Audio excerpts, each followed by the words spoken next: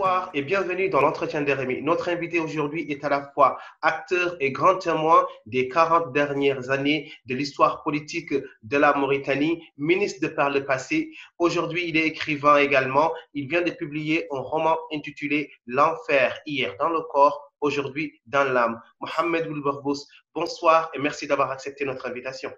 Bonsoir à vous. Merci de m'avoir invité. Très honoré. J'espère pouvoir vous satisfaire vos attentes, Inch'Allah. Vous êtes un acteur connu et reconnu dans la politique mauritanienne. Vous avez décidé récemment, en tout cas, de vous lancer dans la littérature, de raconter un peu cette Mauritanie que vous avez vécue, que vous connaissez. La période actuelle, la Mauritanie est en train de sortir d'une certaine restriction des libertés qui étaient obligées par la situation de Covid-19. Comment est-ce que vous avez vécu, comment est-ce que vous vivez cette situation actuellement aujourd'hui? Comme vous l'aviez si bien dit, je suis d'abord professeur de carrière. Je me suis engagé en politique très tôt parce que je me suis dit que la Mauritanie, les Mauritaniens, tous confondus, ont une dette envers moi et que je devrais payer.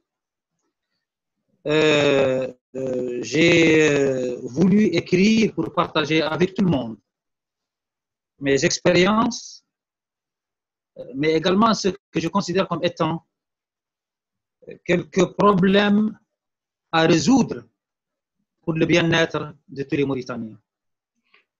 Vous savez, depuis que nous avons eu ce ou cette Covid-19, il y a eu naturellement des restrictions qui avaient peut-être été senties partout dans le monde. Eh bien, il n'était pas donné à tout le monde de circuler comme on veut. Il n'était pas non plus donné à tout le monde de s'adonner aux activités qui étaient les siennes comme il veut. Il y a également que malheureusement, par rapport à certaines actions de quelques blogueurs, quelques journalistes, certains se sont plu à donner certaines informations ou certaines fake news qui en réalité ont démobilisé pas mal de gens et qui d'ailleurs ont insufflé à tout le monde cette idée de ne même pas croire à l'existence de cette pandémie. Malheureusement. Je crois que le gouvernement est en train de prendre des mesures par rapport à cela. J'espère que c'est la question. Oui, c'est à peu près la question. Votre roman, L'enfer, hier dans le corps, aujourd'hui dans l'âme. Qu'est-ce qu'on peut lire à travers ce titre, Mohamed Ould-Barbous? Est-ce qu'on peut dire que le mal a pris en profondeur, parce que le mal, il était superficiel, si l'on peut dire cela, dans le corps, et aujourd'hui qu'il est dans l'âme? Merci beaucoup de m'avoir donné l'occasion de parler de ce roman par la mienne expérience qui peut-être avait été commencé depuis quelque temps. J'avais toujours voulu écrire, j'avais toujours voulu partager ce que j'ai vécu ou ce que certains ont vécu, ce que je considérais comme étant bon ou mauvais avec mes concitoyens. C'est vrai que, comme vous le savez, nous sommes en Mauritanie, les maisons d'édition ne font pas légion, mais il y a également que parfois certains thèmes ne sont pas toujours les bienvenus pour les maisons d'édition que l'on compte sur les bouts des doigts.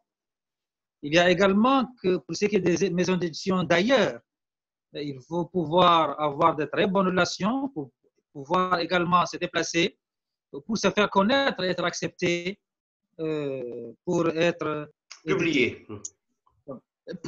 Publié. Donc moi j'ai l'enfer hier dans le corps et aujourd'hui dans l'âme, d'ailleurs qui a un autre sous-titre, pardon. Oui. Que le coq ne se repose jamais. Oui.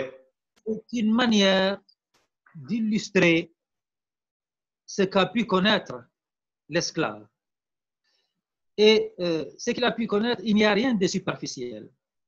Quand je dis l'enfer hier dans le corps, ce n'est pas parce que le mal est superficiel. C'est parce qu'en ce moment-là, l'esclave pensait que Dieu avait fait qu'il soit ainsi. Il ne se lamentait pas.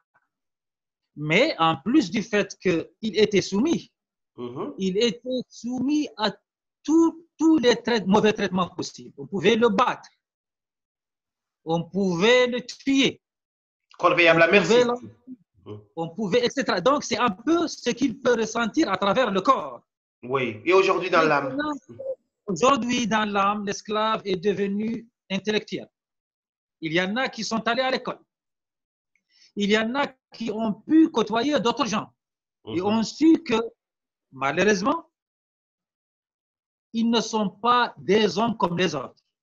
Ou ils ne sont pas considérés comme étant hommes comme les autres.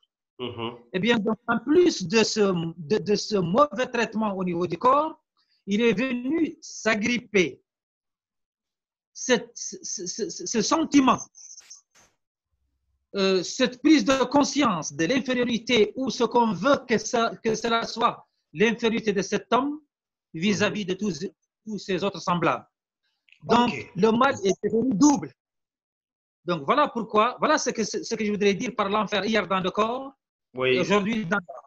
En tout cas, une double signification. Je disais donc que c'est un livre captivant, un livre agréable à lire. C'est un récit linéaire qui se déroule, si l'on peut dire, dans les années 70-80. On va y reconnaître quelques personnages, quelques faits historiques de la Mauritanie, quelques personnalités politiques mauritaniennes même, si l'on peut dire. Arrêtons-nous à présent sur certains des personnages de ce roman. En premier lieu, j'ai envie de dire Mboirik, le père du héros, si l'on peut dire. Il est esclave, affranchi ou pas affranchi. La situation, c'est beaucoup compliqué avec les années de sécheresse qu'a connu la Mauritanie. Il y a une relation ambiguë avec le maître ou l'ancien maître parce que voilà, les relations restent toujours. Est-ce qu'il incarne en votre sens l'innocence, cet esprit simple, mais cet esprit quand même qui est déterminé à accompagner son fils?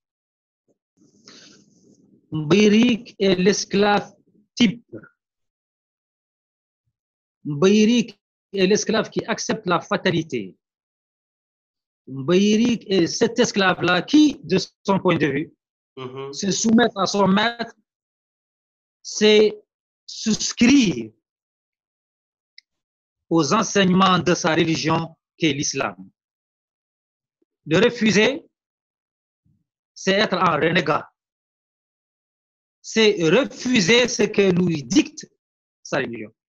C'est pourquoi sa soumission est totale. Elle est totale, sinon aveugle. Et il n'est pas le seul. Son épouse également. Oui. Parce qu'en réalité, ils pensent que traiter leur maître tel qu'ils le font, c'est un enseignement religieux. Ils ne font que leur devoir. Donc, il n'est pas du tout affranchi. Ce sont plutôt les conditions. Ce sont les conditions. Les circonstances, oui. Qui ont fait que ces maîtres l'ont quitté et l'ont laissé derrière eux parce qu'ils n'en avaient plus besoin. Oui, dans la brousse. Ils ne voulaient même pas rester parce que rester pourquoi? Il était là, il a vécu. J'ai dit tantôt qu'il ne connaissait ni père ni mère. Il pensait qu'il avait vécu pour satisfaire ses maîtres. Il pense que son maître est son frère, c'est ce qu'il dit. Oui. Mais le maître ne le considère pas comme un frère. Oui, il le considère comme étant son autre. Il n'est rien d'autre que la deuxième partie de ce maître-là. Et qu'il est là pour le satisfaire. Donc, c'est ce que dit Mboirik. Il n'a pas besoin de chercher autre chose. L'essentiel, c'est que le maître soit satisfait. L'essentiel, c'est que lui, il fasse bien, convenablement, et comme l'entend son maître, sinon ses maîtres, son devoir d'esclave. Alors, ce roman, c'est aussi l'histoire d'une ascension économique, si l'on peut dire, ascension culturelle. Alors, la personne qui trouve quelque chose à perdre dans cette ascension, c'est évidemment le maître, Eli, le père de cette famille esclavagiste. Comment est-ce qu'on peut qualifier ce père? Est-ce qu'il cherche avant tout son intérêt à travers l'héritage familial qu'il a reçu de ses esclaves, qu'il veut, comment dire, traiter, qu'il veut, comment dire, utiliser jusqu'au bout, finalement. Vous savez, la mentalité est telle qu'un esclave est un esclave. Dieu l'a créé pour servir, satisfaire, pour servir les attentes de ses maîtres. Et quand je dis maître, c'est du père au fils, de la mère à sa descendance. Eh bien, donc, si en réalité, comme vous l'aviez peut-être lu dans le roman, après avoir laissé derrière lui Isselam Arbi, et qui s'est tracassé pour se faire une situation pour pouvoir vivre, manger, boire, rester là où son maître l'avait laissé. Il s'est adonné à l'agriculture. Mais cette maître-là qui a quitté son esclave ne s'est pas dit, moi j'ai fui parce que j'étais pauvre, parce qu'il n'y avait plus rien à tirer ici. Ouais. Non. Il revenait périodiquement pour lui soutirer une partie de sa récolte. Et quand une fois il est revenu, et que l'esclave qui s'apprêtait d'ailleurs à aller lui rendre visite pour pouvoir subvenir un peu, subvenir à certains besoins, et lui, il l'a précédé, il est venu le voir. Et qu'est-ce qu'il lui a pris? Il lui a pris toutes ses réserves. Il ne s'est même pas dit qu'il fallait laisser ou le quart ou le tiers. Non, non, non. Tu as les bras qu'il faut pour te faire autre chose. Là, c'est mon dû. C'est ma partie de la sueur de ton travail. Et en plus, quand l'esclave veut lui expliquer un tout petit peu sa situation, il utilise son ascendant psychologique pour le broyer encore plus psychologiquement et partir finalement avec toutes les réserves voilà, de ce pauvre esclave.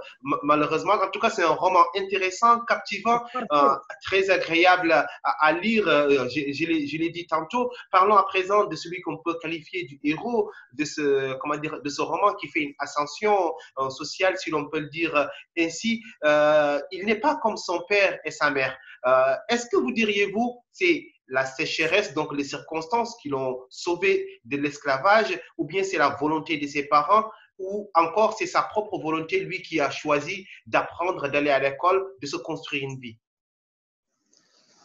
Bon, écoutez, par Isselam Arbi, j'ai quand même voulu montrer un peu ce caractère innocent de l'esclave dû non seulement à sa condition, mais l'éducation qu'il reçoit, non seulement de la part de ses parents directs éventuellement, qui sont des esclaves d'une famille ou d'une autre, mais également de l'emprise du maître qui voudrait ou qui veut bien le façonner à sa manière pour continuer à le servir. Donc, si Isselam Arbi a pu avoir la chance d'aller à l'école, ce n'était pas, enfin, les parents n'avaient aucun but si ce n'est celui de l'occuper. De l'occuper pour qu'il ne court pas les rues. De le traîner dans les rues. Oui. Donc, c'était une manière de le garder, de le prémunir contre tout éventuel délinquance qui circule ou autre chose. Oui. N'est-ce pas? Oui. Mais la chance a souri à Isselam Arbi. C'est-à-dire que Isselam Arbi qui est allé à l'école et qui a été façonné tel que, eh bien, il était apparemment bien éduqué, il était apparemment curieux et il a pris goût à l'école. Et c'est un travailleur. Plutôt que de s'adonner au jeu, etc., il s'est versé dans l'apprentissage. Oui. Dans l'apprentissage. Et qu'est-ce qu'il a fait? Il a accepté de se laisser servir par son maître et la famille de son maître. Pourquoi? Parce qu'il savait qu'il en tirait profit. Sa proximité du maître, la possibilité de pouvoir éventuellement s'interroger par rapport à certaines choses et trouver des réponses de son maître ou de quelqu'un d'autre, lui, il a vu que c'est déjà lui qui gagnait. Et c'est pourquoi il était prêt à tout faire, à servir tout le monde pour pouvoir savoir le nom de ceci. Résoudre une équation mathématique ou arithmétique, etc., etc. Donc, Dieu a fait que, par l'attention, bien sûr, du père et de la mère, parce que par leur amour au Fils, pour répondre à toutes les attentes du Fils et caprices, même si en réalité on n'en a pas vu beaucoup, parce que Issa al-Ma'aroui n'était pas capricieux. Il était plutôt quelqu'un de sérieux. De sérieux, de sage. Oui. Et il a fini par montrer qu'il était un homme modèle. Donc, c'est dire que des considérations ont fait que plutôt que de vivre en brousse, être cultivateur comme tous les autres, eh bien, donc, ce départ vers la ville lui a permis d'aller à l'école et voilà que, en réalité, il a pu éclore ce que cet enfant-là gardait en lui comme... On l'aura compris, l'esclavage donc est un thème central de ce roman, mais il n'y a pas que l'esclavage, il y a également beaucoup d'autres choses qui y sont traitées. Je pense à la politique, je pense également à cette relation. Pardon? Je voudrais dire avant d'aller plus loin que c'est également une autre manière de dire que on peut naître esclave, mais ça ne veut pas dire qu'on ne peut pas égaler, sinon surpasser les autres, soit-ils nos maîtres. Cela d'ailleurs est dit plus loin, mais celui-là, dont le père peut-être connaît mal sa prière, vous voyez comment il a pu, lui, être non seulement la coqueluche de tous ses maîtres, de tous ceux qui veulent voir les enfants progresser dans leur enseignement, mais également il a pu faire cette ascension sociale qui a fait de lui une icône. Il est devenu un exemple. Un exemple, voilà. Comme vous le dites, voilà, comme on l'aura compris, l'esclavage est un des thèmes de ce roman, mais il n'y a pas que l'esclavage, il y a également beaucoup d'autres sujets un peu plus subtils parfois. Il y a la relation avec l'administration, cette relation à Kobeni, à Ayoun El Atrousse, à Nouakchott, comment dire, il y a cette relation qui est également, vous le dites un peu en filigrane, marquée par la corruption et le favoritisme. Et celui qui en bénéficie quasiment pas, c'est les personnes qui sont issues de ces, comment dire, de ces rangs des anciens esclaves ou des esclaves. Vous savez, Mbairik, un citoyen, entre guillemets, modèle, se voit enfin,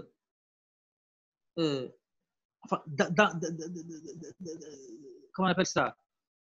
Eh bien, donc, voit son champ complètement dévasté. Par des animaux. Il croit pouvoir se plaindre. Dévasté par des animaux, des nobles voisins. Des animaux d'une famille enfin, des guerriers. Oui.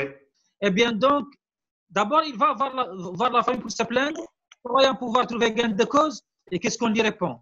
C'est du plus petit au plus grand qu'il est rembroué et qu'il est renvoyé. Non, plus encore. Le père qui lui dit, tu vas aller, tu vas partir, sinon je te ferai ce que tu n'as jamais pu voir. Il faudra pouvoir se plaindre au niveau de l'administration et c'est malheureusement cette administration qui devrait le protéger, qui devrait lui insuffler cette idée qu'il est citoyen comme tous les autres et dont nous attendons tous de nous traiter en tant que citoyens. Qu'est-ce qu'on lui rappelle? On lui rappelle ce qu'il est, sa condition sociale. Eh bien, oui, les animaux sont venus détruire ton champ, mais tu as des bras assez forts pour pouvoir aller travailler. Et quand il lui rappelle qu'il est venu pour que le hakem fasse les démarches nécessaires pour qu'il puisse trouver gain de cause, qu'est-ce qu'il lui dit? Ah bon, tu es là pour m'enseigner mon boulot.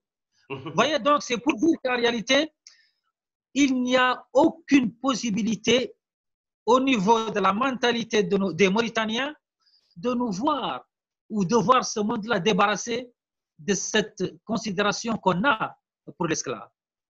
Donc, c'est un peu dire que est-ce qu'on cogne contre le mur, quoi.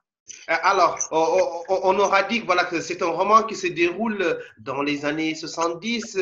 Est-ce que vous diriez, vous, que c'est un roman historique? Vous y relatez des faits qui corroborent avec le passé récent de la Mauritanie. On y voit le nom d'un certain Maouia déformé qui est devenu celui qui ne nous aide pas du tout, Maouiana. On en voit voilà, d'autres noms également. On va reconnaître quelques personnages politiques. Est-ce que c'est un roman historique pour vous? Oui, j'ai voulu en réalité essayer de retracer notre vie de la fin des années 60 jusqu'à l'avènement de la démocratie en Mauritanie, tant au niveau du social, du politique, mais également de ce qu'on appelle la condition même de l'esclave. Parce que de mon point de vue, il s'agit là d'un thème qui, même si parfois il est traité par certains, il n'est que survolé. Donc moi, j'ai voulu lui donner une réelle existence dans la vie de chacun, mais également essayer de partager avec tout le monde les rapports qui existent entre ce qu'on appelle maître-esclave, esclaves, administration, mais également esclaves entre eux-mêmes. Oui, on n'a pas évoqué, on ne pourra pas évoquer. Tout en faisant apparaître que esclave ne veut pas dire forcément être bête. Oui. On peut être esclave et être savant. On peut être esclave et dépasser du point de vue connaissance celui qui a été votre maître. Donc, c'est dire qu'en réalité, la condition dans laquelle on est en train d'enfoncer l'esclave ne sont que le fait des hommes. Oui, le fait des hommes. C'est une volonté des hommes. Alors, et j'ai également voulu, à travers tout ça, parler de cette volonté qu'ont eu certains esclaves à vouloir s'élever et dire ça suffit. D'où la création du mouvement Al-Har, les péripéties qu'il a connues, mais également les victoires qu'il a pu Oui, il est question dans le roman de ce fameux procès de Al-Har, donc à la fin des années 70. Et voilà, c'est l'histoire récente politique mauritanienne que nous vivons actuellement qui n'est pas encore finie. Donc, vous êtes acteur. Donc, cela nous introduit naturellement, j'ai envie de dire, à la partie politique de cette interview. Regardons à présent une brève présentation de votre parcours politique et on se retrouve pour parler de votre regard sur la vie politique mauritanienne. Né en 1961 à Aïn-el-Atrousse dans le sud de la Mauritanie, l'homme politique mauritanien Mohamed Al-Barbos est avant tout professeur de lettres. Ancien militant du mouvement Al-Har, de l'AC puis de l'APP, c'est ainsi qu'il a fait naturellement une grande partie de son parcours politique auprès du leader Mes'oud Ould-Boulkhair. Élu maire d'Elmina en 2001 sous les couleurs de l'APP, puis ministre dans l'un des gouvernements de Sidi Ould Cheikh Abdullahi en 2008. Quelques mois après une crise au sein de l'APP, Mohamed Al-Barbos et un groupe de camarades décident de créer le comité de crise APP qui finira par se mouvoir en parti politique El Mustaqbal. En 2014, Mohamed Al-Barbos est accusé de rapprochement avec le pouvoir d'alors. Il est exclu du parti et le Mustaqbal reviendra à Samori Ould Bey qui en prendra la tête. Mohamed Al-Barbos crée alors le PCP, le Parti de la Construction et du Progrès. En 2019, Mohamed Al-Barbos soutient le candidat alors Mohamed Al-Qazouani qui sera élu la même année. Mohamed Al-Barbos s'est-il éloigné des questions de l'esclavage, des droits des Haratines et de la cohésion nationale? Clairement, non. C'est l'objet même de son premier roman, L'enfer hier dans le corps, aujourd'hui dans l'âme, qui vient de paraître. Quel bilan pour ces années de lutte politique? Qu'en est-il de ses relations avec Massoud Al-Boukhir et Samori Oulbey? Que pense-t-il de cette première année de présidence de Mohamed Al-Ghazouani? Quel est l'avenir des PCP? Les questions sont posées. Mohamed Al-Barbos est l'invité de l'entretien de Rémi pour y répondre. Mohamed Al-Barbos, vous avez été maire, ministre, vous êtes aujourd'hui à la tête du parti de la construction et du progrès. Votre regard et votre positionnement politique, c'est celui-là que nous interrogeons à présent. La Mauritanie vient de connaître une alternance il y a une année au sommet du pouvoir. Le président a été remplacé donc, par un autre qui est devenu président, Mohamed Al-Ghazouani. S'il fallait retenir quelques choses de la présidence de Mohamed Abdelaziz, que diriez-vous? Merci beaucoup. Vous savez, du temps de tout le temps de Mohamed Abdelaziz, c'est dire que depuis son coup d'État 2018 jusqu'à son départ, j'étais opposant. D'ailleurs, à titre d'information, la seule fois où j'ai été dans la majorité présidentielle, c'est du temps de Sidi Ould Cheikh Abdallahi. Vous avez été ministre de la Jeunesse et des Sports. Ouais. Voilà. Il y a eu un accord entre le parti auquel j'appartenais, APP, avec Sidi, et cela n'a pas fait long feu parce que Sidi a gouverné moins de 2 ans. Et c'est pendant cette période où j'étais ministre. Donc, c'est la seule fois où j'ai appartenu à ce qu'on peut appeler, ici en Mauritanie, la mouvance présidentielle. Tout le reste de mon temps, j'étais opposant. Quand Abdelaziz était venu, j'étais parmi ses farouches adversaires quand il a fait le coup d'État. J'ai présenté mon pays, mon parti, à l'accord, aux discussions de Dakar qui ont lieu et qui avaient abouti à l'accord que je ne partageais pas du tout d'ailleurs. L'accord de Dakar. J'étais l'un des adversaires les plus farouches parce que quand on m'avait dit qu'il fallait essayer de mettre un peu de l'eau dans son lait, et qu'en réalité, il y a ce qu'on appelle le fait accompli et que Abdelaziz est là et qu'il est prêt à discuter, il est prêt à partager le pouvoir et qu'il est en droit pour essayer de ne pas nous amener à des problèmes beaucoup plus graves dans l'avenir, et il faut le laisser se présenter et que nous sommes sûrs de pouvoir le gagner. Je leur ai dit que c'est un peu une manière de nous tromper. Et que de mon point de vue, la communauté internationale était là pour nous aider. C'était vrai de refuser à Abdelaziz de se présenter. Nous aussi, Abdelaziz ne pouvait nous demander qu'une amnistie.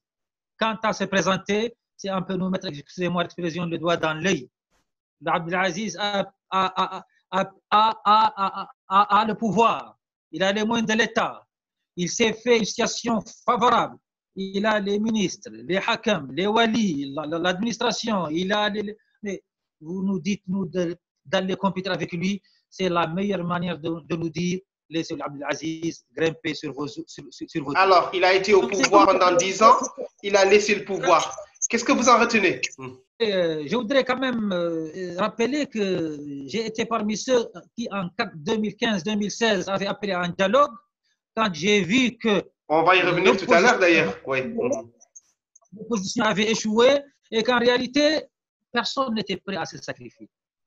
Non, on pensait que Abdelaziz allait nous laisser le pouvoir, nous le donner sur un plateau d'argent. Et c'est la meilleure manière de se leurrer, mais également de leurrer les citoyens. C'est deux choses l'une. Soit on accepte le fait accompli, on joue le jeu, on est parti aux élections présidentielles avec Abdelaziz, il nous a battus. Ah bien, comme on dit... on n'organise pas les élections pour les perdre. Oui, voilà. Il nous a battus proprement ou pas, mais c'est nous qui sommes partis à ces élections-là. Il faut bien accepter donc le résultat des urnes. Et qu'en réalité, nous pouvons pas continuer à crier, à nous victimiser, il est ceci, il est cela. Et bien, donc, il est temps de discuter et de faire de sorte à arracher à ce pouvoir ne serait-ce que quelques miettes, parce que ça nous permet d'avancer pour le bien-être des citoyens, mais également pour essayer de voir se développer notre démocratie naissante et balbutiante. Donc, ça, je voudrais quand même le préciser, mais je crois que malheureusement, Abdelaziz est venu pas pour nous sortir de l'ornière des problèmes, ni pour, comme il l'a dit, secourir les pauvres, ni non plus pour voir notre démocratie se développer et se consolider. Ouais. Se consolider, merci. Non, Abdelaziz est venu parce qu'en réalité, il était jaloux du pouvoir. C'est mon point de vue. Il était jaloux du pouvoir et il voulait également se faire quelque chose pour être à l'abri du besoin. Il l'a fait contre vents et marées. Il l'a fait en méprisant tout le monde. Il l'a fait en nous utilisant, nous, en tant que citoyens, mais également en utilisant tous les États mauritaniens pour se faire une situation personnelle. Eh bien, mais ça, c'est nous. Moi, je considère que ce sont les Mauritaniens qui ont fait que Abdelaziz a pu gérer ici. Ça, c'est mon point de vue.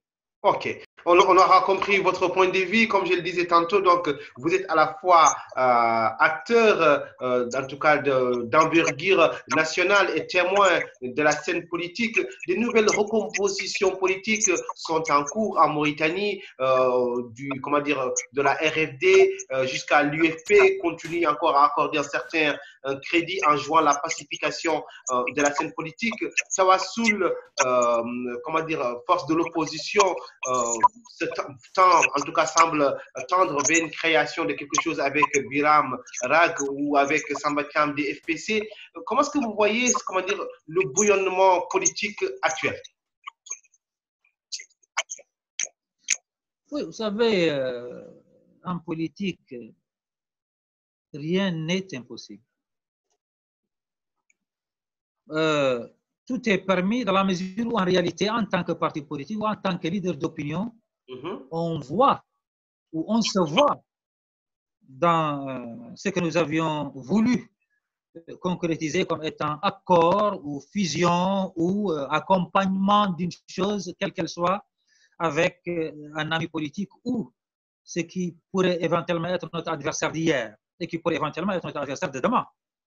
L'essentiel, c'est qu'en réalité, il y ait un consensus sur un point sur lequel on a convenu et qu'on peut essayer de défendre chacun de son niveau ensemble, à son niveau ensemble, pour essayer de grignoter sur ce qui est possible vis-à-vis de ce qu'on appelle le pouvoir en place. Vous savez, moi, quand il s'est agi des élections présidentielles, je me suis proposé pour la candidature. Si ce n'était les moyens financiers, je serais parti comme candidat. Mais en réalité, je ne pouvais pas, mais il fallait chercher au niveau, sur le terrain, de quelqu'un. Il fallait chercher quelqu'un. Un candidat consensuel. Crédible, de fiable et qui propose un programme qui répond aux attentes et aspirations de mon parti. Alors, aujourd'hui, le PCP, vous serez plus proche du pouvoir ou plutôt des partis d'opposition qui, je le dis, vont partir de Tawassoul en passant par l'IFP, également FPC et RAG, qui sont des partis pas encore reconnus. Oui, ce que je voulais dire, c'est que quand j'ai vu au niveau de la scène politique ces candidats, avec tout le respect que j'ai pour tout le monde, c'est Ould Ghazouani qui en réalité m'a captivé. D'abord par son discours Vous l'avez de rencontré? candidature. Oui. Oui, bien sûr. D'abord par son discours de candidature qui a touché les tabous et qui, de mon point de vue, avait été en divorce avec son ami d'hier, Mohamed Abdelaziz. J'ai une question. Alors, vous dites que le discours de Ghazouani a touché des sujets tabous. Par exemple, dans tout son programme qui fait plus de 80 pages, il n'y a pas une seule fois le mot esclavage. Est-ce que vous cautionnez quand même son programme? Ah non, non, non. Dans son discours de candidature, il a parlé de l'esclavage en d'autres termes. En disant... Même s'il n'est pas évoqué dans son programme avec qu'il détaille quand même.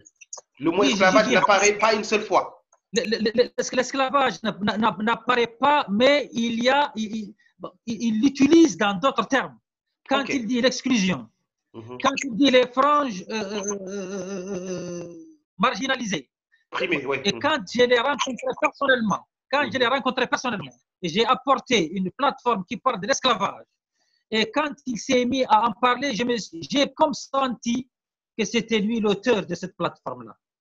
Les propositions qu'il fait pour essayer de trouver des solutions au problème de l'esclavage m'ont rassuré. Moi, contrairement à beaucoup, j'ai refusé de le soutenir avant d'entendre de sa bouche les promesses qu'il fait pour la solution à ces problèmes pendants. L'esclavage, le passif humanitaire, etc., etc. Donc, pour dire vrai, contrairement aux autres, qui, de mon point de vue, il y en a que je connais, il y en a dont le discours ne m'a pas rassuré. Lui, au contraire, je pensais que c'était l'homme du moment. Je ne dis pas qu'il était parfait, mais je me suis dit qu'il était l'homme le plus rassurant et c'est lui qui a réservé le plus de place à ce problème d'esclavage. Encore une fois, quand Ould Ghazouani parle de ta'azur, il parlait de la situation des esclaves et de sa vision de les sortir des calvaires dans lesquels ils vivent. Quand Ould Ghazouani parle des exclus, quand Ould Ghazouani parle des marginalisés, quand Ould Ghazouani dit qu'il n'est plus prêt à manger dans ses discours de campagne, à manger du méchoui, alors que d'autres ne mangent même pas. Il parlait des exclus, il parlait des esclaves. Pour vous, il parlait des esclaves. En d'autres termes. Donc, bon, je le lui reproche. Je n'ai peut-être pas perçu tout de suite tout ceci parce qu'en réalité, quand j'ai entendu son discours de candidature, quand je l'ai rencontré et je lui ai apporté une plateforme parlant essentiellement d'esclavage et qu'il s'est prononcé là-dessus et que, il s'est même confondu à nous, auteurs de cette plateforme. Je me suis dit, voilà, on peut peut-être compter. Revenons un peu de par le passé. En décembre 2012, le ministère de l'Intérieur reconnaît votre parti Mustaqbal, que l'on peut traduire par avenir ou futur. Aussitôt, vous intégrez donc la coordination de l'opposition démocratique CODE. Mais en 2014, vous êtes accusé de rapprochement avec le pouvoir. Donc à l'époque, c'était Mohamed Ould Abdelaziz. Vous êtes exclu du parti Mustaqbal et qui revient à Samori. Est-ce que vous pouvez nous relater un peu cette histoire? Oui, bon, ça c'est une histoire rocambolesque. Et c'est malheureusement la volonté de certains de vouloir s'approprier tout. Et ce machiavélisme et ces pratiques sataniques qu'ont certains de vouloir broyer, briser leurs amis, même si en réalité, ils n'ont rien à leur reprocher. Il faut trouver le moyen de les tuer quand ils ne sont pas prêts à cautionner tout ce que l'on fait. Vous savez, je l'ai dit de façon très simple, s'il me passe, ou s'il m'était passé par l'esprit une seule fois, pour vouloir me vendre, j'aurais pris mon prix depuis bien longtemps, depuis Taya. Les hommes sont là. Aya est là, il vit encore. Beaucoup m'ont rapproché, ou m'ont approché du moins, pour aller dans le sillage de Taïa. Et j'aurais pu être mis depuis le temps de Taïa.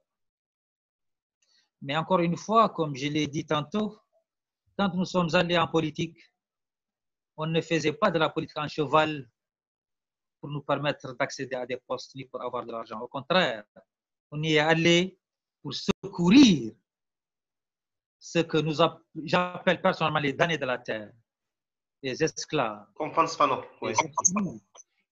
les forgerons, tous les tributaires, parce que je pensais déjà qu'il s'agissait là d'un devoir de musulmans, d'un citoyen du monde, mais également d'un Mauritanien qui veut voir son pays évoluer positivement. Et j'étais... Donc, quant à l'histoire de Moussa Ben, oui. Si c'est ça, je ne sais pas si je le suis encore. J'étais le chouchou de Messoud. Et je sais que mes relations avec lui étaient des meilleures.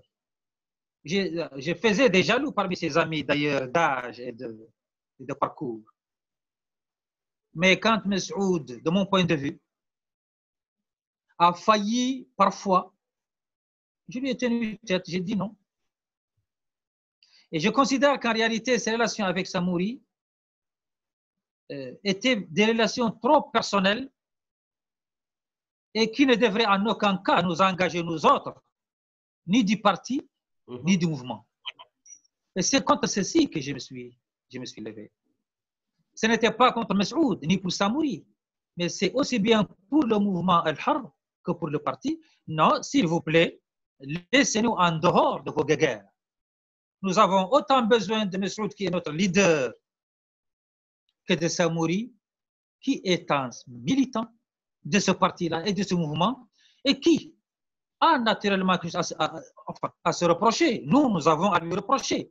Mais on ne peut pas à chaque fois, à tout bout de champ, balancer X ou Y parce qu'il a commis une erreur. Et c'est pourquoi j'ai été le premier à avoir mettre sur pied une commission pour essayer un peu de rapprocher les points de vue. Monsieur a mal vu ça parce qu'il voulait que je sois son ombre et que je refuse que je ne me permette pas de ramener Samouri dans le giron. Eh bien, donc, ce n'est pas mon point de vue. Ce n'était pas mon point de vue. Donc, c'est pourquoi je suis allé jusqu'au bout et malheureusement, cela avait cassé entre nous et Messoud. Et nous avons créé ce qu'on avait appelé en ce moment-là le comité de crise APP, le comité de crise Alliance Populaire Progressiste, ou Alliance Populaire Progressiste, comité de crise. Et nous sommes allés tout de suite vers l'opposition. On n'a pas attendu Moustaqbal. Et quand nous sommes venus à l'opposition, on ne parlait même pas à ce moment de l'esclavage au niveau de cette coordination de l'opposition. C'est quand nous sommes venus qu'on a commencé à accepter de parler du problème de l'esclavage. Donc, tout compte fait, à un moment donné, mes amis avaient dit, nous allons faire un parti. Je leur ai dit, moi, je ne suis pas partant. Parce que si j'ai fait ce que j'ai pu faire, c'est pour rapprocher les points de vue. J'ai malheureusement échoué. 30 ans de lutte ont abouti à une scission. Je crois que ça suffit. Je n'ai plus besoin de faire la parce que le problème est un problème de crédit, de confiance. Eh bien, je crois que je ne peux plus avoir confiance en quelqu'un. Si on part sa confiance en son ami de 30 ans, quelle est cette confiance qu'on va reconstruire avec d'autres? Je crois que le Hartani a mieux d'aller, c'était mon propos, a mieux d'aller faire sa boutique de charbon et vendre son charbon que de continuer à faire de la politique parce qu'il va échouer. Mes amis avaient dit que non, ils ne peuvent pas se débarrasser de moi et que je suis le leader charismatique. Il faut bien que je participe avec eux dans leur tentative de créer leur parti, etc., etc.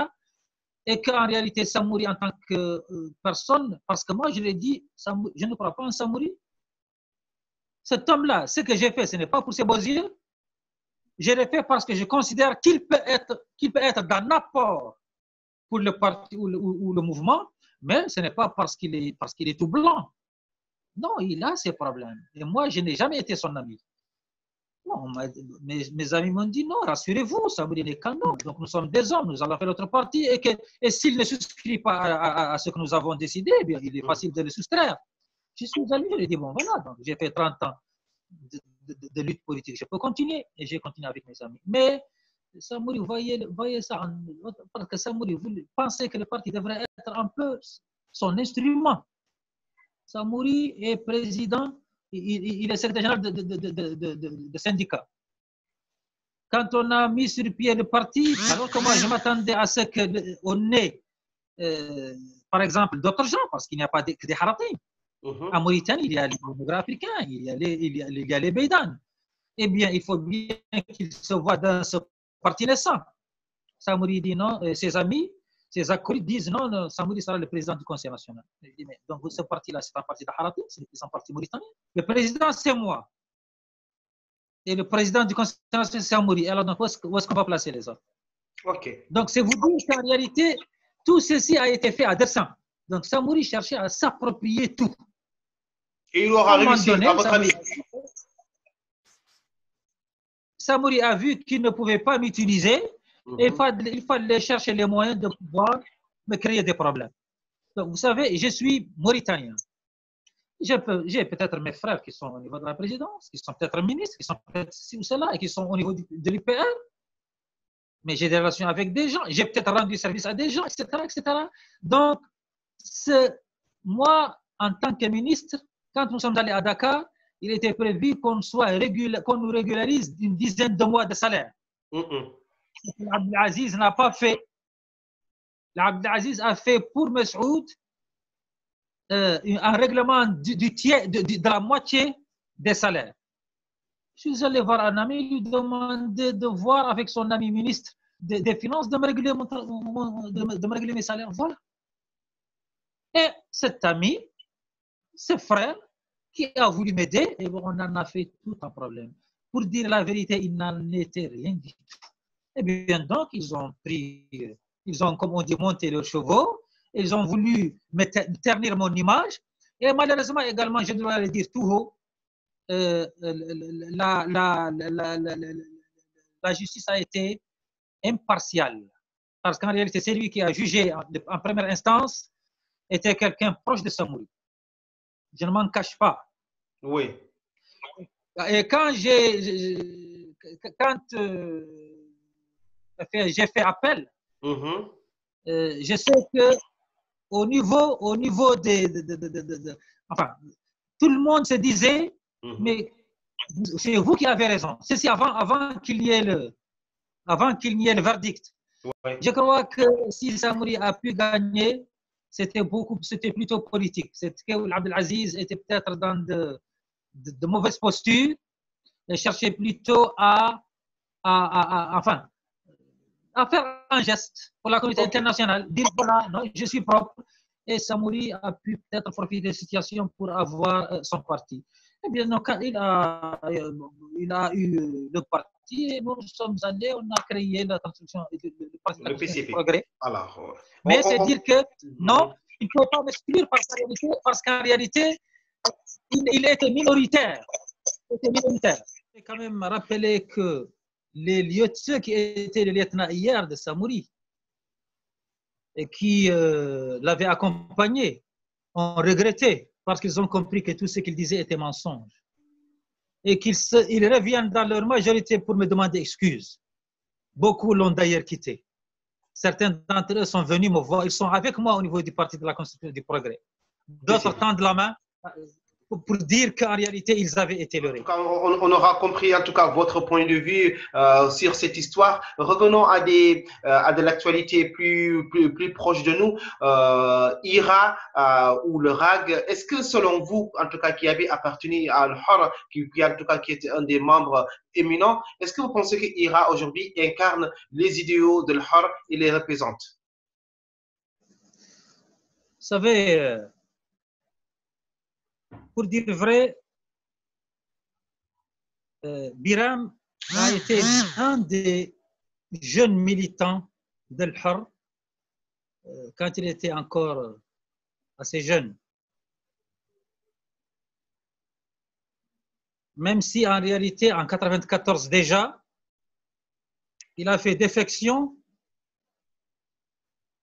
la justifiant par le fait qu'en ce moment-là, Ould Daddah avait méprisé les Haratim et avait refusé de les représenter au niveau des listes municipales. Je sais qu'après ce moment-là, j'ai perdu Biram de vue. Jusqu'au moment où il est revenu ici en Nouakchott, il a commencé à faire des études au niveau de l'université parce qu'il est venu me voir, il a fait avec moi une interview dans le cadre du mémoire qu'il était en train de préparer. Par rapport enfin, aux idéaux de l'Hur, est-ce qu'en réalité, Biram, Rag en font leurs principes fondamentaux? Bon, ils le disent. À certains moments, pas toujours. Ils disent qu'en réalité, que l'Hur est un peu la mère de tout ça. Mais ce que je sais personnellement, c'est que dans la pratique de ce qu'ils font et dans leur discours, ils sont quand même différents de l'Hur. Ok. Parce que l'Hur ne prône pas la violence. L'Hur enfin, respecte tout le monde. Et comme vous le savez, depuis 70 ans... Mais Biram David ne dit pas aussi prôner la violence, il ne le dit pas. Et il dit, au contraire, il dit être pacifique. Pacifiste même. Ce que nous avions vu, c'est qu'il a eu maille à partir avec non seulement les autorités, mais avec des citoyens simples. Ce que nous avions vu, c'est qu'il s'est battu, je ne sais pas, à tort ou à raison, des commissaires de police. Nous avions vu ces militants dans la rue, parfois provoquer des citoyens simples. Ce n'est peut-être pas le credo du mouvement. Ce n'est pas ce que vise. En tout cas, ils revendiquent comment dire, d'être des militants pacifistes.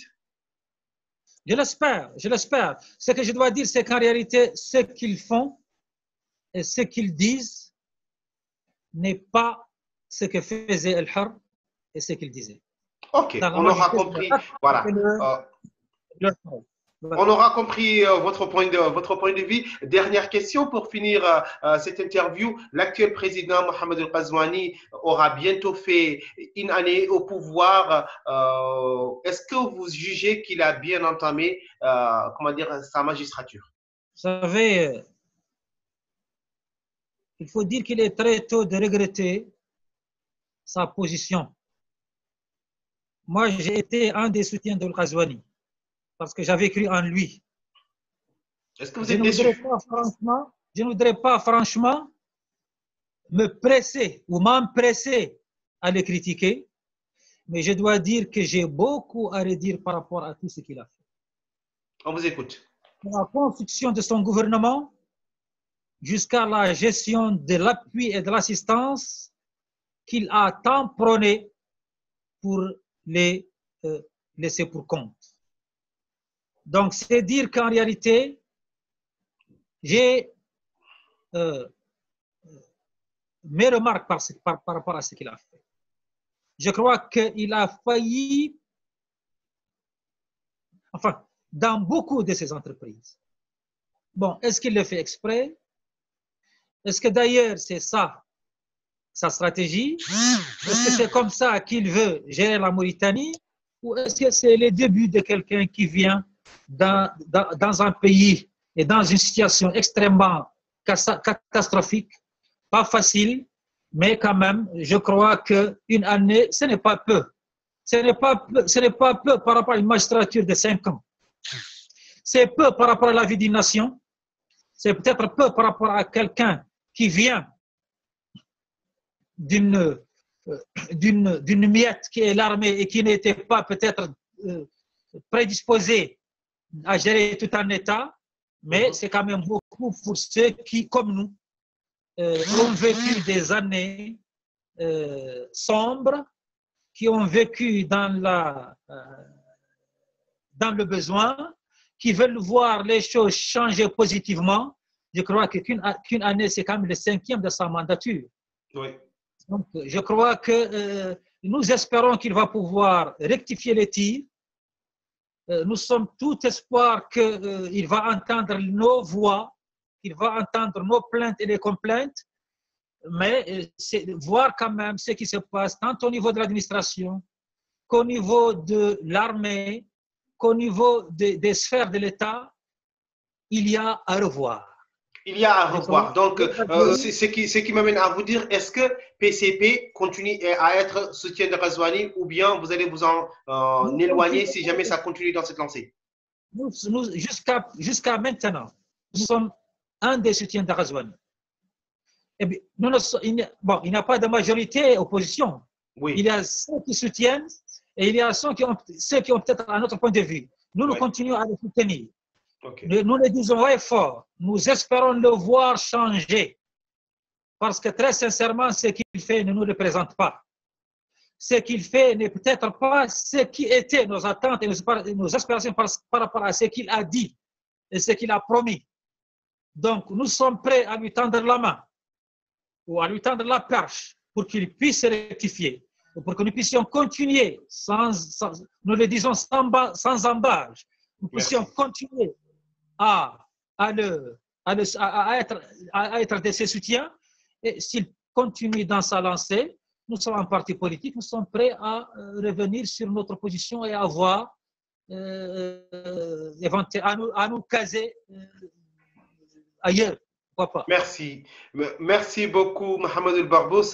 Je rappelle voilà, que vous êtes homme politique mauritanien et désormais écrivain également. Votre livre est paru aux éditions Harmattan. Votre livre s'intitule L'enfer hier dans le corps, aujourd'hui dans l'âme. Un dernier mot pour finir cette interview en quelques minutes ou bien en quelques secondes, j'ai envie de dire.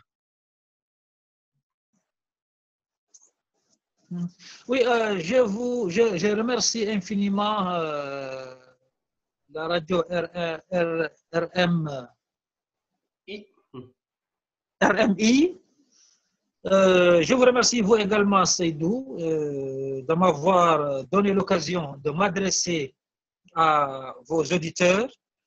Je suis très sincèrement, je sais que tout n'est pas rose.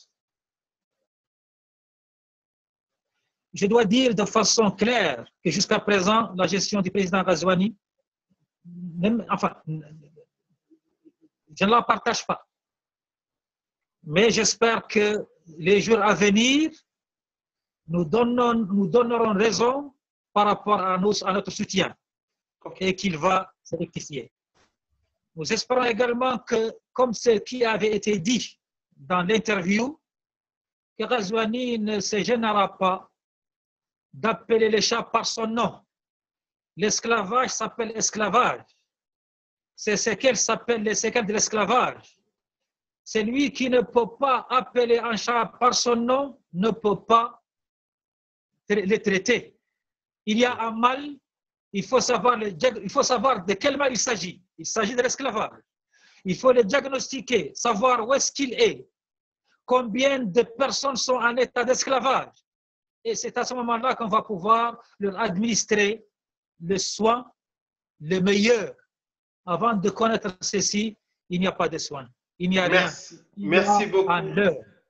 Voilà. Merci beaucoup, Mohamed El Barbous. Voilà, je rappelle, voilà, vous êtes homme politique mauritanien, vous avez été maire, vous avez été ministre. Aujourd'hui, vous êtes également écrivain à la tête du parti politique PCP. Votre livre s'intitule L'enfer hier dans le corps, aujourd'hui dans l'âme, un livre qui se lit agréablement. Donc, je vous invite évidemment à l'acheter, à lire.